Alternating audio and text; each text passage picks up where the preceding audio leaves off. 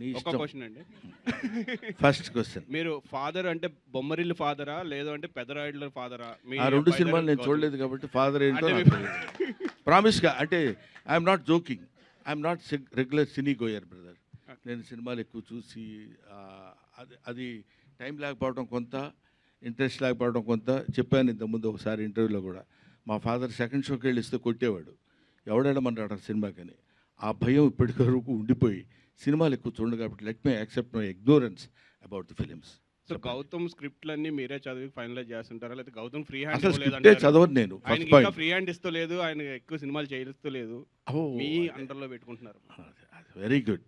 కానీ నాకు చాలా ఆనందకరమైన విషయం ఏంటంటే ఇప్పటికైనా నా హ్యాండ్లో వాళ్ళు ఉన్నారని మీరు యాక్సెప్ట్ చేయిస్తున్నారు నా చేత.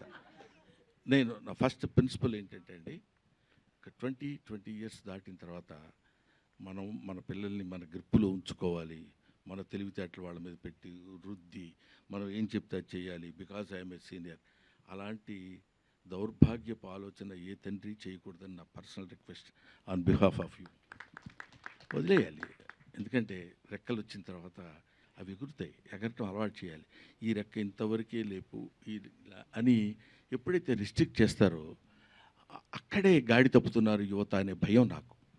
అందుకని నేను ఎప్పుడైనా మీరు డైరెక్ట్గా నా పక్కనే ఉన్నాడు కాబట్టి అడగండి. మీకు తెలియని విషయాలు 2. ఒకటేంటంటే వీడికి నియరింగ్ టు 38-39 ఇయర్స్ ఉన్నాయి. మా వాడికి 36 ఉన్నాయి. పుట్టిన దగ్గర నుంచి ఇవాల్టి వరకు నేను మా పిల్లల్ని ఏంట్రా ఇలా చేస్తున్నావు అని కొట్టి ఎరగను. అది కొట్టి చూపిస్తున్నా. యాక్షన్ డంకా కొట్టి మరీ చెప్తున్నా. భుజం తట్టి మరీ చెప్తున్నా.